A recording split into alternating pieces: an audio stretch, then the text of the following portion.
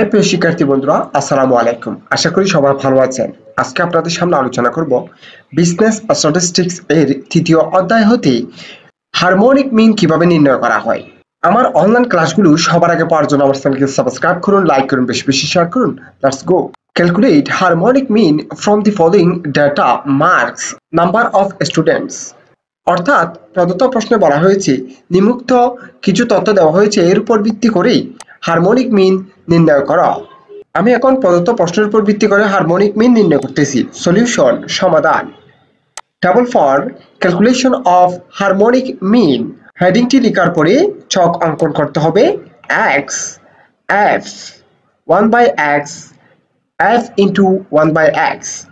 এইভাবে চকটি অঙ্কন করার পরে আমরা চকটি সম্পন্ন করব। x মানে হচ্ছে এই যে প্রদত্ত প্রশ্ন মার্ক দেওয়া আছে 5, 15, 25, 35, 45, এগুলি দেখে দেখে x এর কলামটা পূর্ণ করব। এরপর দেওয়া আছে নাম্বার অফ স্টুডেন্টস, যাকে আমরা ফ্রিকোয়েন্সি ধরে নিব f। 5, 15, 10, 15, 5 দেখে দেখে বসিয়ে দিয়েছি। ফ্রিকোয়েন্সিগুলো টোটাল করলে n সমান হয় 15। অর্থাৎ x এবং f এই দুটি কলাম প্রদত্ত প্রশ্ন থেকে দেখে দেখে বসিয়েছি। এরপরে আছে 1/x। 1/x টা নির্ণয় করতে হবে এই x এর মানগুলোর উপর ভিত্তি করে। ক্যালকুলেটরে 1 টিপতে হবে এবং 5 দিয়ে ভাগ করে সমান করলে হয় 0.200।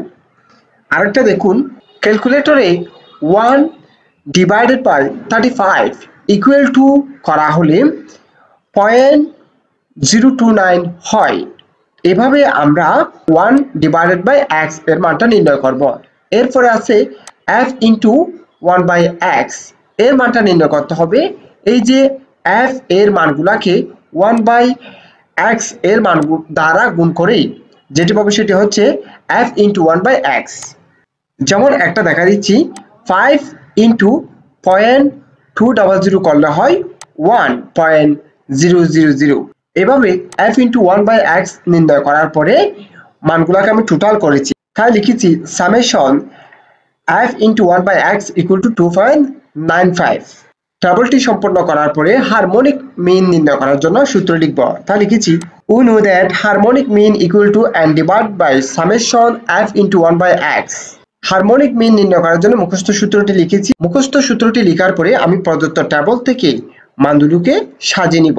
যেমন দেখুন, হেয়ার n সমান হচ্ছে 50, সামেশন f ইন্টু 1/x সমান হচ্ছে 2.95। এবার আমি মানগুলো বসাবো। n সমান হচ্ছে 50, তাই বসিয়েছি n সমান 50। সামেশন f ইন্টু 1/x এর মান হচ্ছে 2.95, যেটা আমি নিচে বসিয়েছি। 50 কে যদি 2.95 দ্বারা ভাগ করা হয় তাহলে হয় 16.9492। এটি হচ্ছে হারমোনিক মিন। প্রশ্নটি আবার একটু বুঝিয়ে দিচ্ছি। আমাকে প্রদত্ত প্রশ্নে কিছু নাম্বার এবং কিছু ছাত্রছাত্রী দেওয়া হয়েছে, এর উপর ভিত্তি করে হারমোনিক মিন বা তরঙ্গ গড় নির্ণয় করতে বলেছে।